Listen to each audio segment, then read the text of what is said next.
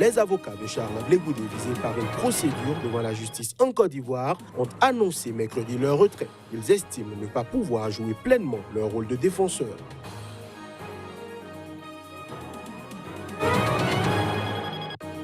Les Mauriciens ont commencé à voter ce jeudi pour un scrutin législatif à l'issue duquel le Premier ministre sortant espère obtenir l'onction populaire, 2 ans après avoir succédé à son père.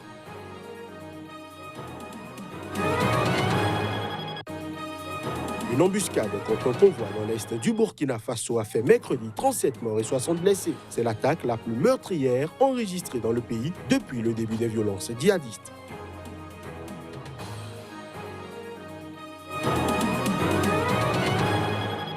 Nouveau journal sur Sika. Bienvenue à chacun, bienvenue à tous. Les avocats de l'ex-chef des jeunes patriotes ivoiriens, Charles Blé Goudé, visés par une procédure devant la justice en Côte d'Ivoire, ont annoncé ce mercredi leur retrait. Ils estiment ne pas pouvoir jouer pleinement leur rôle de défenseur. Plus de précisions à travers ces images. Charles Blé Goudé est poursuivi en Côte d'Ivoire pour crimes contre les populations civiles et les prisonniers de guerre. Une procédure devant la chambre d'instruction du tribunal d'Abidjan qui, après analyse, pourrait ou non transmettre l'affaire pour un procès aux assises. Nous nous sommes déportés de ce dossier parce qu'il y avait une pièce maîtresse qui concernait le transfèrement de Charles Blé Goudé à la Cour pénale internationale le 21 mars 2014 et qui ne s'y trouvait pas la dernière fois, explique Maître Claver Ndri, l'un des défenseurs de Blé Goudé. Cette pièce nous a été remise le mardi 5 novembre à 12h26, alors que l'heure limite de dépôt du mémoire étant fixée à 15h du même jour, il était matériellement impossible aux avocats de déposer leur mémoire, a-t-il poursuivi. Nous avons donc sollicité un autre rendez-vous à une semaine qui nous a été refusé. Charles Blé Goudé, acquitté en première instance de crimes contre l'humanité par la CPI, est actuellement en liberté conditionnelle aux Pays-Bas en attendant l'examen de l'appel à la procédure par la CPI. La justice ivoirienne, qui avait abandonné sa souveraineté au profit d'une juridiction internationale, se saisit à nouveau du dossier pour connaître de ces mêmes faits comme par extraordinaire, s'est étonné l'avocat. Élu en août à Abidjan à la tête de son parti, Blé Goudé, qui a reconnu avoir des ambitions présidentielles à long terme, était dans les années 2000 surnommé le général des rues pour sa capacité à mobiliser les partisans du président de l'époque, Laurent Gbagbo, grâce au mouvement des jeunes patriotes. En tout cas, moi, Monsieur le Président. Et puis la Cour pénale internationale, la CPI, a condamné ce jeudi l'ex-chef de guerre congolais Bosco Ntaganda à une peine de 30 ans de prison pour des crimes de guerre et contre l'humanité, la peine la plus lourde jamais prononcée par la juridiction basée à La Haye. Citons des crimes multiples dont l'esclavage sexuel et la persécution. Le juge Robert Fremre a déclaré lors d'une audience que la peine imposée à Ntaganda est ainsi fixée à 30 ans d'emprisonnement. Surnommé Terminator, Ntaganda a été reconnu coupable en juillet de 18 chefs de crimes de guerre et de crimes contre l'humanité, dont des crimes sexuels, massacres, persécutions et transferts forcés de la population civile en République démocratique du Congo au début des années 2000. Un retrait progressif des casques bleus de l'ONU de la République démocratique du Congo a pour la première fois été suggéré, ceci en dépit d'une violence persistante, comme en témoigne la mort de 10 civils tués mardi dernier par des miliciens dans la région de Béni.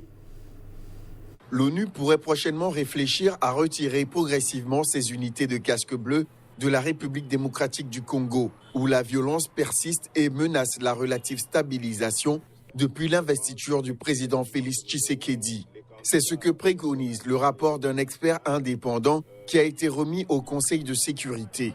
Réalisé après une revue stratégique de la mission, le rapport de la MONUSCO préconise un retrait des forces onusiennes et en fixe le cadre alors que le mandat de la mission des Nations Unies au Congo doit être renouvelé en décembre 2019.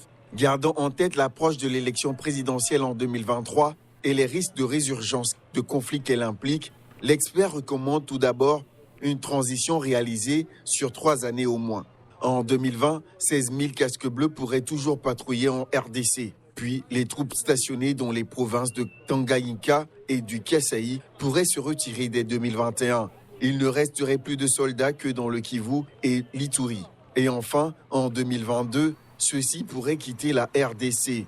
Se penchant sur la question, le secrétaire général de l'ONU, Antonio Guterres, reste toutefois prudent et conscient des défis qui attendent le président Félix Tshisekedi entre le virus Ebola et les conflits intercommunautaires dans le nord, le sud, Kivu et l'Ituri. Il a rappelé au Conseil de sécurité qu'il n'était pas obligé de suivre les recommandations de ce rapport. Mesdames, Messieurs, je l'annonçais en titre, les Mauriciens ont commencé à voter ce jeudi pour un scrutin législatif à l'issue duquel le Premier ministre sortant, Pravin Jugnauth, espère obtenir l'onction populaire, ceci 2 ans après avoir succédé à son père sans élection. Les bureaux de vote ont ouvert ce jeudi leur porte à 7h, soit 3h GMT, sur l'île principale de Maurice et fermeront à 18h. Quelques 941 000 électeurs inscrits sont attendus aux urnes. Les électeurs doivent choisir 62 députés, dont 60 dans l'île principale de Maurice et 2 à Rodriguez, petite île située à quelques 600 000 km plus à l'est. La commission électorale nommera ensuite 8 députés parmi les non-élus, ayant obtenu les meilleurs scores afin de rééquilibrer la répartition des sièges entre partis et communautés à l'Assemblée nationale. Depuis son indépendance du Royaume-Uni en 1968, l'île Maurice, qui appartient à l'archipel des Mascareignes dans l'océan Indien, est l'une des démocraties les plus stables d'Afrique. Et les observateurs s'attendent à ce que le scrutin se déroule dans le calme. Pour la première fois depuis 1976, ces élections mettent aux prises 3 blocs et non 2. Pravin Jugnauth est à la tête de l'Alliance mauricienne et Navin Ramgoolam, chef du Parti travailliste, dirige l'Alliance nationale de centre-gauche. Il n'est pas exclu que personne n'obtienne la majorité absolue et qu'une alliance doive être formée après le scrutin. Le dépouillement commencera vendredi prochain et les résultats devraient être connus en fin de journée. En Guinée-Bissau, le président José Mario Vaz a exigé ce mercredi du gouvernement qu'il a limogé de libérer dans les 24 heures le ministère, un ultimatum suivi par celui de l'Afrique de l'Ouest qui a donné 48 heures aux nouveaux ministres illégaux du président pour démissionner. À moins de 3 semaines de la présidentielle en Guinée-Bissau, le bras de fer entre le président José Mario Vaz et la communauté internationale se durcit. Le Conseil national de la défense, convoqué ce mardi soir par le président sortant, a reçu l'ordre de former une force conjointe et de faciliter l'accès aux institutions gouvernementales aux membres du gouvernement de Faustino Mbali. Dans un communiqué publié ce mercredi, José Mario Vaz accorde 24 heures au gouvernement d'Aristide Gomez pour s'exécuter, faisant craindre des troubles dans le pays. Mais Aristide Gomez a de son côté déclaré toujours ce mercredi à la presse que la réunion du Conseil national de défense était illégale parce que la partie gouvernementale légitime n'y a pas participé. Tout ceci relève du renversement du gouvernement actuel. Découle d'une tentative de putsch, a-t-il ajouté. La communauté économique des États de l'Afrique de l'Ouest, qui soutient Aristide Gomez, a lancé une dernière fois un appel solennel à tous ceux qui ont été abusivement entraînés dans le gouvernement illégal de Faustino Mbali, afin qu'il démissionne. Les gens qui sont dans le gouvernement disposent encore de 48 heures pour faire connaître leur décision de démission à la CEDEAO en Guinée-Bissau, a déclaré le représentant de l'organisation ouest-africaine à Bissau, Blaise Diplo. Au-delà de ce jeudi, ils seront passibles de lourdes sanctions lors du sommet extraordinaire de la CEDEAO prévu à Niamey au Niger le vendredi 8 novembre, a-t-il ajouté. Ouverte le 2 novembre dernier, la campagne électorale se poursuivra jusqu'au 22 novembre prochain, avec 12 candidats en lice, dont le président sortant, José Mario Vaz. Mesdames, Messieurs, cette édition se poursuit une embuscade contre un convoi transportant des employés d'une société minière canadienne dans l'est du Burkina Faso a fait ce mercredi 37 morts et 60 blessés. C'est l'attaque la plus meurtrière enregistrée dans le pays depuis le début des violences djihadistes il y a de cela près de 5 ans. Le bilan provisoire de cette embuscade fait état de 37 décès au moins et de plus de 60 blessés, a déclaré le gouverneur de la région de l'Est, le colonel Saïdou Sanou. L'attaque menée dans la matinée par des individus armés non identifiés a visé un convoi de 5 autobus transportant des travailleurs d'une mine d'or de la société canadienne Semafo sur la route Ouragou-Bungu dans la province de la Tapua, selon un communiqué du gouverneur de la région et selon Semafo. Les 5 bus transportaient du personnel, des entrepreneurs et des fournisseurs liés à la compagnie minière et ils étaient escortés par des militaires. L'attaque s'est produite à 40 km de la mine d'or de Bungu, dont les activités n'ont pas été affectées, a indiqué la compagnie. Semafo avait fait part, dans un premier temps, d'un bilan de plusieurs morts et blessés. Les assaillants ont mené une attaque complexe, a indiqué le gouvernement dans un communiqué mercredi soir. Un véhicule militaire qui assurait l'escorte en tête de convoi a sauté sur un engin explosif. 2 cars qui transportaient des travailleurs ont ensuite essuyé des tirs nourris, a expliqué une source sécuritaire qui s'exprimait sous couvert d'anonymat. Les forces de défense et de sécurité ont lancé une opération de secours et ont entrepris un ratissage de la zone, a précisé le gouvernement. Le bilan de l'attaque de ce mercredi en fait la plus meurtrière perpétrée au Burkina Faso depuis le début de la spirale des violences djihadistes, il y a près de 5 ans.